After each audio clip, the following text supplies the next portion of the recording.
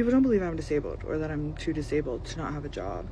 And a big part of the reason is because most of my disabilities are invisible. And a lot of them are dynamic, but most of them are invisible. You can tell that I'm visually impaired because I wear glasses. And you can tell that I am fat, which is disabling and can be caused by disability.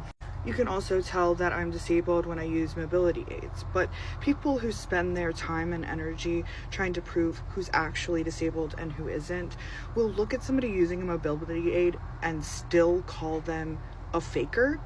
Because at the end of the day, people like that aren't interested in truth. They are only perpetuating ableism. They're perpetuating eugenics and the idea that you can be the right kind of disabled and the wrong kind of disabled. You can be validly disabled and invalidly disabled. But I'm autistic and autistic burnout. I also have CPTSD. I may have things like OCD going on as well. I have depressive episodes. I have PMDD that causes suicidality. I have chronic back issues. I also have a chronic knee issue that affects my sleep, ability to walk and stand sometimes. Gave me so much pain the other day that I was shaking, sobbing, on the verge of throwing up just from the pain. I have chronic pain. I have chronic headaches.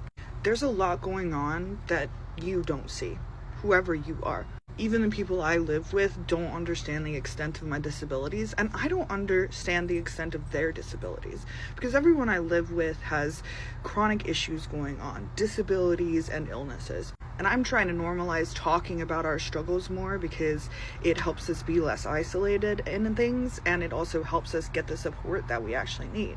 But it's hard because people in our society in particular treat you like you're complaining or playing the victim, as if being a victim is a moral failing somehow. If you talk about your struggles openly, it's seen as weakness, and people don't examine that connection to fascism.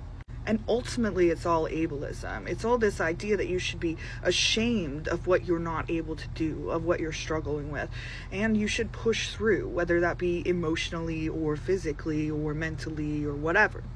But there are things that people cannot do.